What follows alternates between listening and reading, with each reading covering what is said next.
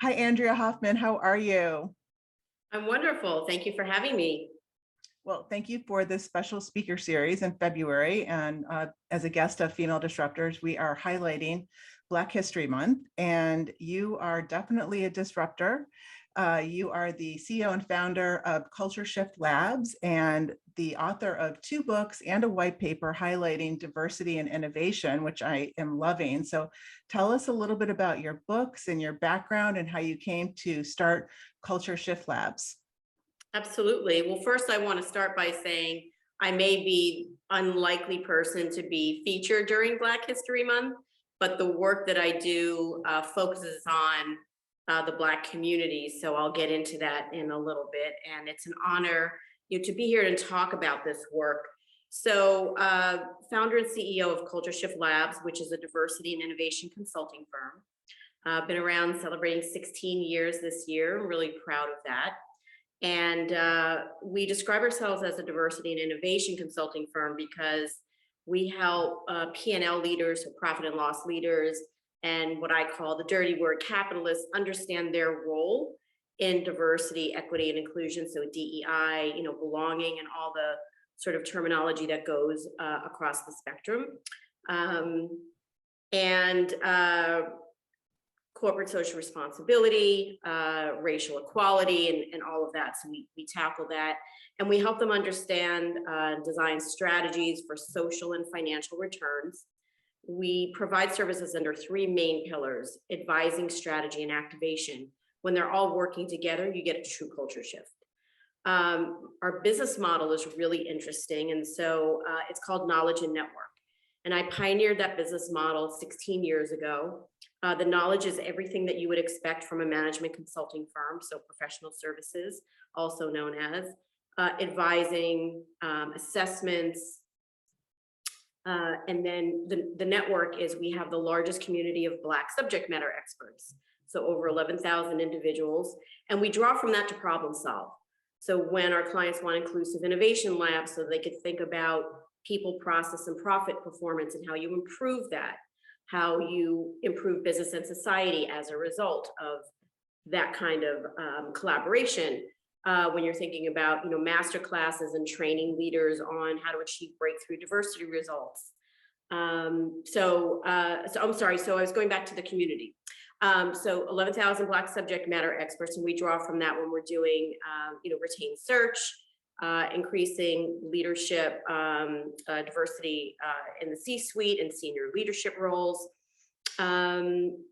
We talked about inclusive innovation labs and all kinds of other ways to diversify your networks for leaders. So mid to senior level individuals, they're invited into the network, and then they participate in everything, including our culture shifting weekends, pop-ups, meet and greets that we do for clients, and so forth. So it's a very, very unique business model.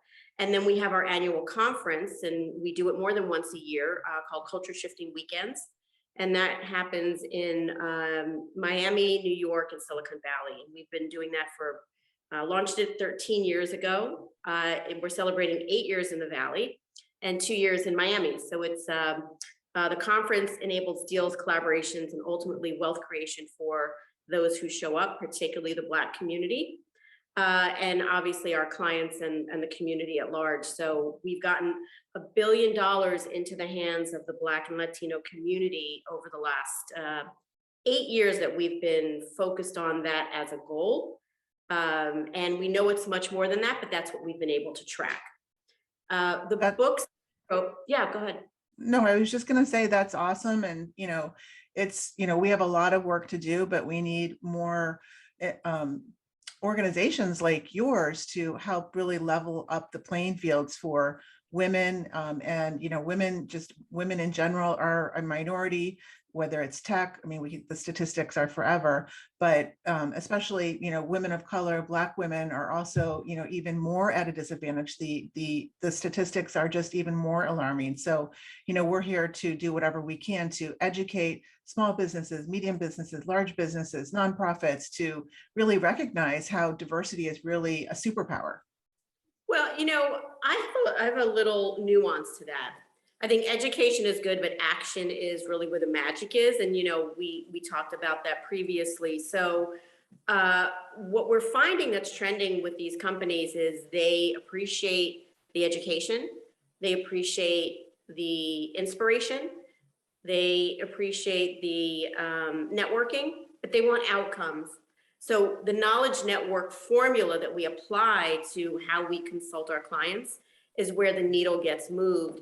And it's exciting times where there's a lot happening. There was just, the NASDAQ announcement, the Black women on boards, women are raising their profile. And we have the good fortune of, getting to raise the profile of the Black women, certainly in our network, but just Black subject matter experts, and there's thousands. So that's really where the magic is. It's the knowledge and the network. One of the things I was reading in your white paper, some statistics that now, I think it was Merrill Lynch, and I'm sure that a lot of these, investment firms are really kind of like setting guidelines that there has to be a certain number of women and minorities on as part of the board. And so do you think that's enough? And do you feel like we're really making progress? Like those numbers, I'm not in it every day like you are, but I kind of felt like those numbers seemed low for expectations.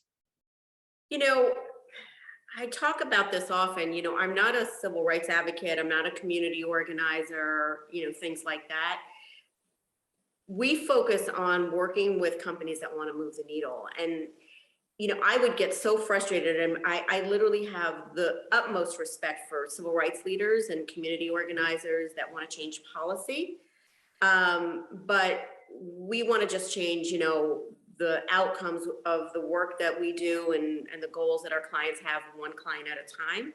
So if you're looking, to see if the needle's significantly moved, generally speaking, like on average, you'll be disappointed a lot. But if you spend your time focusing on what leaders, what companies are getting it right, the Dan Schulmans of the world, right? The Marcelo Klors at SoftBank, the, Alice Vilma and Carla Harris at Morgan Stanley, et cetera. So there's opportunity all around, and the needle is being moved, but is it enough? To be honest with you, and this may sound like a Debbie Downer, but I don't think it'll ever be enough, because that means the world, we have to be equal, and that's a tall order. What we can do is move the needle more significantly and quicker. What is your forecast for women in 22 and moving forward? What do you see as positive, and what do you see that, what kind of action can we take as women and all genders take? Well, I see that there are more initiatives like the Black Women on Boards that just, rang the bell at NASDAQ. I see that the venture private equity community, I would even say fund of funds, are doing, they're reaching out. And I know they're reaching out to us, but I'm sure they're reaching out to others to move the needle. So before companies knew that we existed, Culture Shift Labs, they were getting educated. They were doing unconscious bias trainings, and they had interests, and they were trying to do culture change and so forth. But, when you have the network opportunity, you can do both simultaneously. You don't have to wait, right? So you can be educated. You can, do a master class for leaders, how to achieve breakthrough diversity results or whatnot. I'm sure there's other firms out there doing similar things. But then you get connected to the network, and that's where you move the needle. We've done it, we just finished a project with Norwest Venture Partners, with Hearst Ventures, with Amulet, with the Jordan Company. These are venture and private equity. So forecast or prediction, we'll see a huge uptick in that industry. And part of the reason, and it's unfortunate, not solely, is there's shareholder pressure, there's LP pressure, LP being a limited partner. Say, even with BlackRock, right, and Blackstone and KKR, they're getting pressure to say, how are we thinking about ESG, which would be the S in ESG for me? How are we thinking about driving impact and outcomes, which is what we do? So because of shareholder pressure, because of investor pressure, and then I think just host Breonna Taylor, George Floyd, and all of the other unfortunate murders, and that they were quite public. You're seeing a lot of individuals saying, how did I not do this before? Why wasn't I an advocate before? And it's unfortunate, but it was a moment in time that you can't unsee that. And so people are doubling down. Yes, definitely.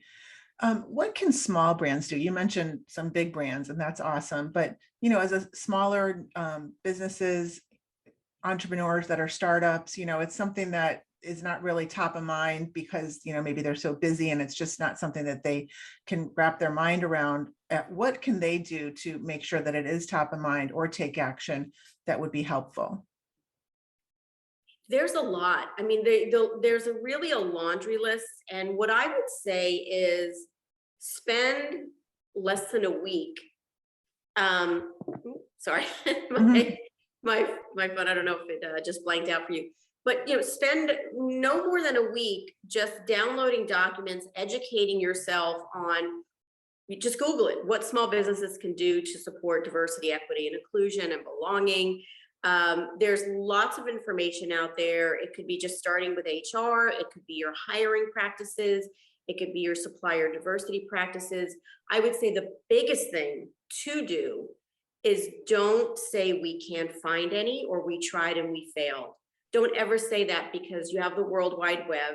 You can Google anything you want, finding talent, finding investors, finding venture funds led by women and people of color. You could figure out what to do from an HR perspective in terms of equality around LGBTQ and same gender, benefits for your company. There literally is so much you can do. And I would say, start by just committing to a week to download some documents, read it. And, if you need to, hire a thought partner or a consultant, an expert to walk you through what would be best for your particular firm.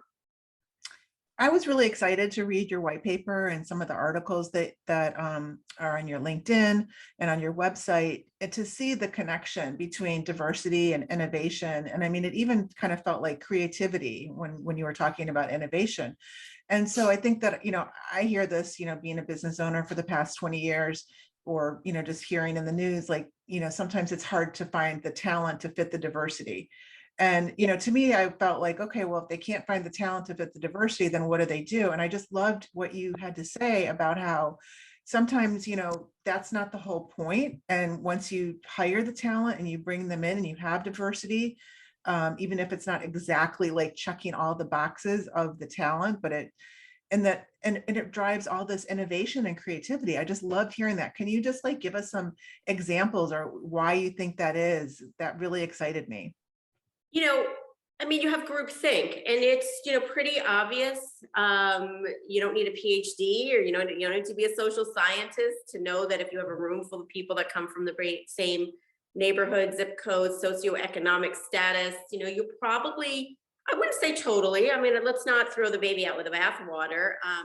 You'll get some groupthink, and what happens when you have somebody from Jamaica, or the Bahamas, or the Carolinas, or Europe, whatever it is, you're going to get a different perspective. You'll get a cultural nuance to something. I'll give you a couple of examples that you probably read in the white paper. I believe it was Frito-Lay that came up with the guacamole flavored chip, because they partnered with the Hispanic Business Resource Group, right? And that's why it's called a business resource, because it is a business opportunity to tap into intellectual, social, and human capital, right? That is kind of a no-brainer. And so they were doing poorly in a particular market, came up with this because that market had, a particular audience. I believe it was a Hispanic audience, and they didn't know what else to do. So they partnered with this business resource group, and it significantly added significant amount of profit to their bottom line.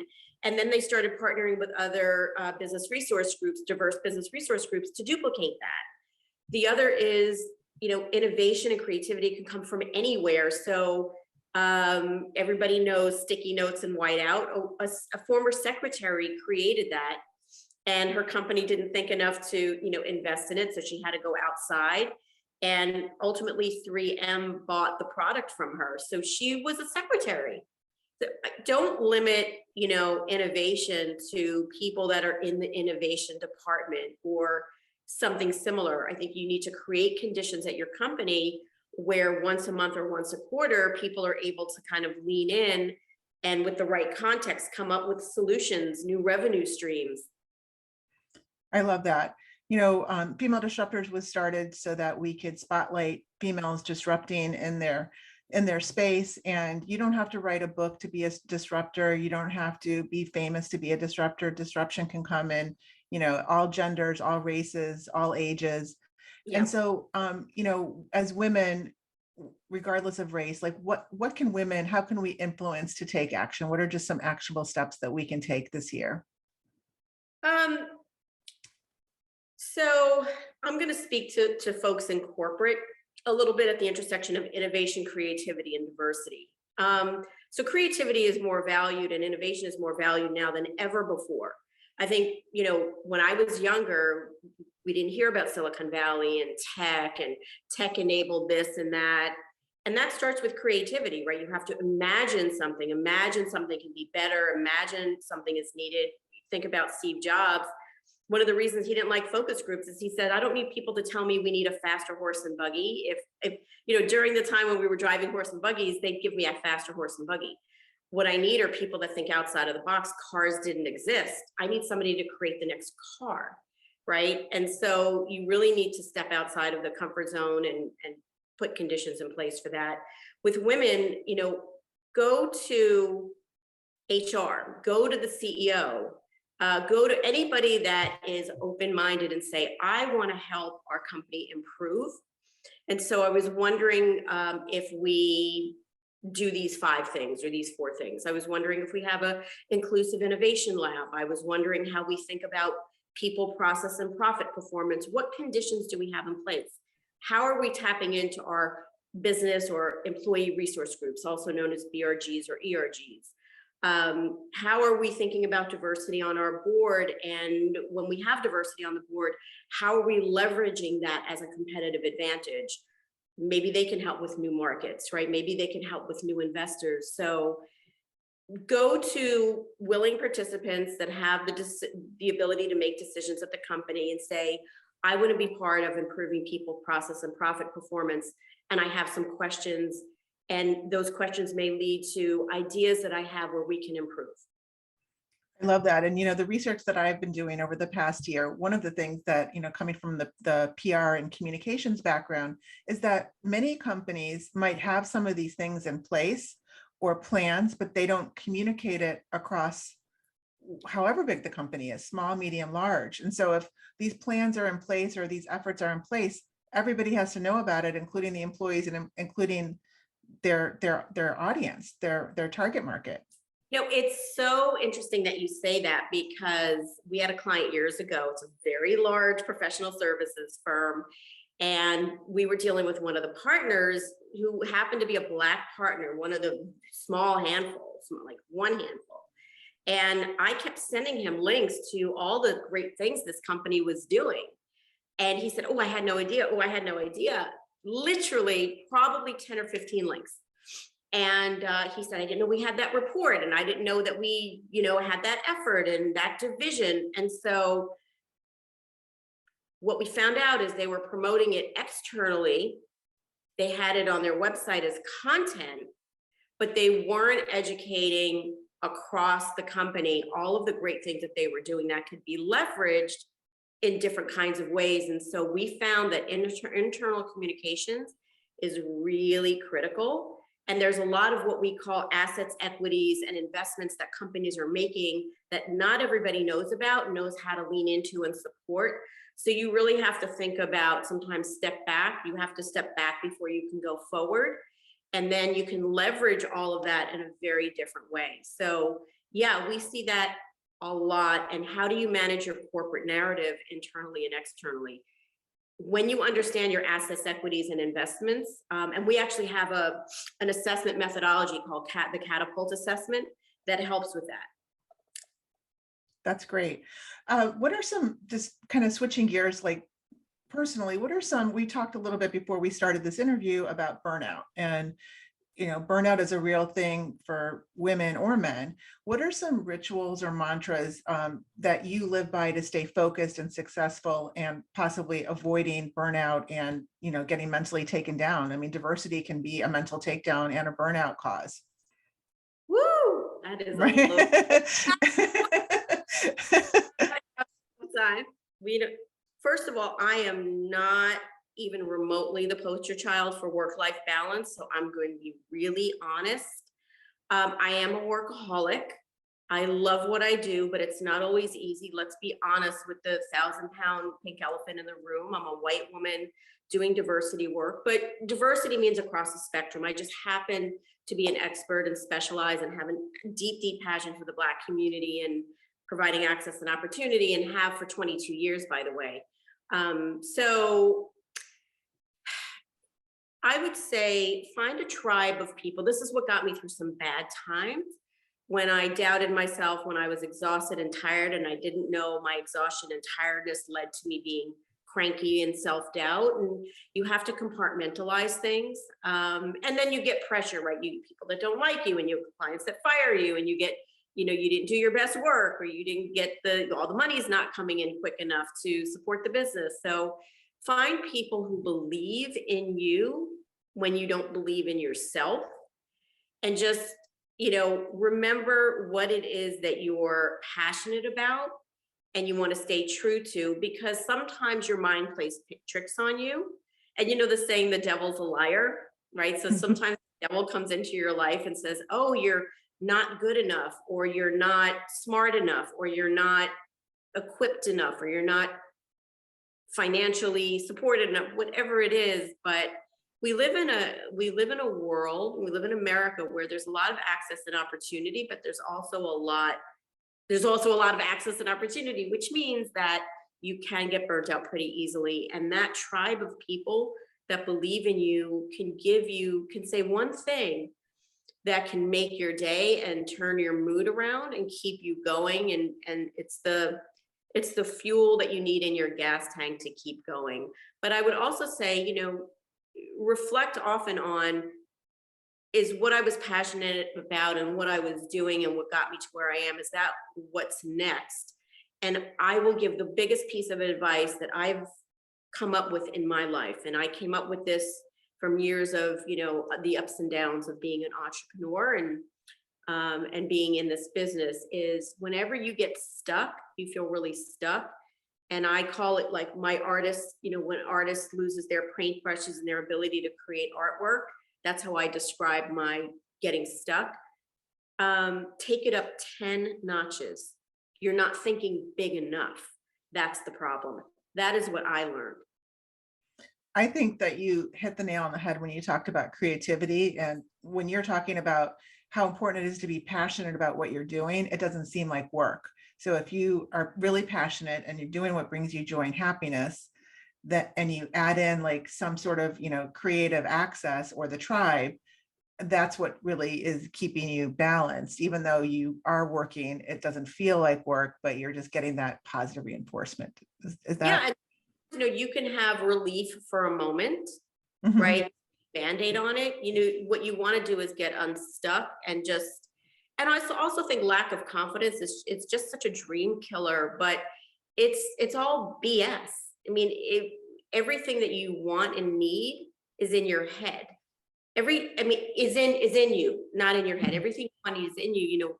Robert Smith, who most people know, we talk about Black History Month. He is the de facto amazing humanitarian, philanthropist, business leader, tech leader, CEO, etc. He has a saying that, you're enough. And that is something that we should say to ourselves at night without needing anybody else, is you're enough. You're not, I had a friend years ago that used to say, I'm too much of this and not enough of that, meaning I'm not okay. Right. And she would live in this world. She was biracial, and she always felt like she didn't fit in. And she would walk around the world just saying, I'm too much of this and not enough of that. And I said, what if you're more than enough? What if you're just amazing?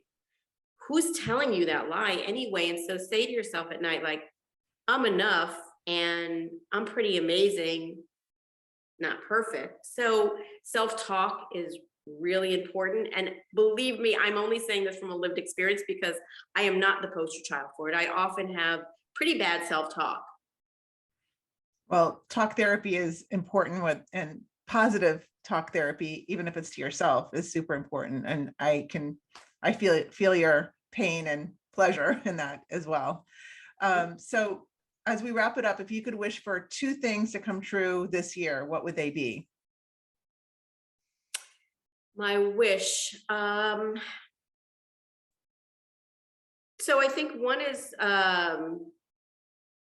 one is for my company and one is just for society.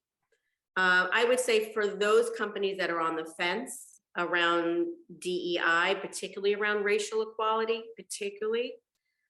get off the fence. Get off the fence. There's not going to be a perfect time. There's not going to be a perfect budget. And I think what we saw during a pandemic when business was totally disrupted and was a catalyst for what I call forced innovation. It forced everybody to innovate. Is a lot of companies found money, millions and millions and millions of dollars suddenly appeared for racial equality during a time when they were fearful that their businesses might not survive or would be significantly impacted. And yet you have community reinvestment acts. One bank has $83 million. There's so much money out there. So get off the fence, make a decision, and don't start diversity initiatives, racial equality initiatives, ESG initiatives, and then say we don't have any money. You find it for the things that you want, and you will improve people, process, and profit performance if you do it the right way. So that's my one wish, is get off the fence. The other is that my goal for my business is to drive more impact and outcomes at scale with the partners that actually want to get off the fence. So it goes hand in glove. That's awesome. Andrea, thank you so much. Is there anything else that you want to add to some words of wisdom or resources that we can tap into as female disruptors? I think the last thing that I almost forgot to say is we've gotten $1 billion into the hands of the Black community, we being the company, and my partner, Denmark West. And our goal is to get 2 billion. So our goal was to get $1 billion into the hands of the community by 2025. And we already achieved that. So now we want to get 2 billion in by 2025. So that's a personal commitment and goal. And I think we're well on our way. Female disruptors, I would say that we take on a lot. And sometimes you just need to give yourself a break and recognize that you took on a lot. And maybe write a note to yourself of all the accomplishments that you already. So we have a tendency to look at how far we have to go and at how far we've come. Sometimes just take an inventory and then go have a glass of champagne and celebrate and say, like, I'm pretty amazing. And I can do more if I clear enough space in my head and in my life to take it up 10 notches. So, maybe this is a advice to myself, but more work-life balance could actually produce more results. I totally agree. And I think what you were referring to is what you did list instead of your to-do list, what you did every day. That's what I have a problem with too. It's like, okay, I see what I didn't do, but what did I do? And celebrate that every day. Your mind plays tricks on you. You literally, and this is just a woman thing. I don't know what it is. We're just wired that way. But, you could have done 10 things in 2 years that were, some little accomplishments, some big ones. And if you don't write them down, you will forget and you will think, I have this far to go and I have this to do and I have that to do. But you really need to celebrate, even if it's popping open a bottle of champagne once a month saying, oh, I finally went to the doctor to, get the right supplements. I finally started working out. Why do we have to have these monumental, accomplishments before we just pat ourselves on the back? It's not healthy, it's not cool, and it's unproductive. I totally agree. Well, Andrea, thank you so much for being our guest today. I learned so much, and it's great to just talk these things through and hear advice and hear different perspectives. I thank you so much. I want to give a little shout out to the Anthem Award folks. We just won Culture Shifting Weekends. Our conference won a bronze and a gold medal for leveling the playing field for Yay. Black venture capitalists and entrepreneurs. And that's the work we do through the Culture Shifting Weekends, not the company proper, but our conferences. So check out the Anthem Awards that are coming up soon. It's a virtual, you can check it out virtually. And it's really an honor to be on shows like this, to be recognized with awards. I don't do it for recognition and awards, but it's if we're talking about being good to ourselves and celebrating accomplishments, I want to thank you for choosing me today. I want to thank everybody for listening. And I'm really proud of the awards, and hopefully more people will be able to lean into the work when they know about what we do. Well, congratulations, and definitely look up Andrea Hoffman's white paper on diversity and innovation, and follow Andrea on LinkedIn and Social Culture Shift Labs. And maybe we'll catch up with you again and see the progress that we made by the end of the year. I would love that. Thank you so much. And congratulations on, we need more female disruptors. So, keep on keeping on. Thank you so much, Andrea. Thank you.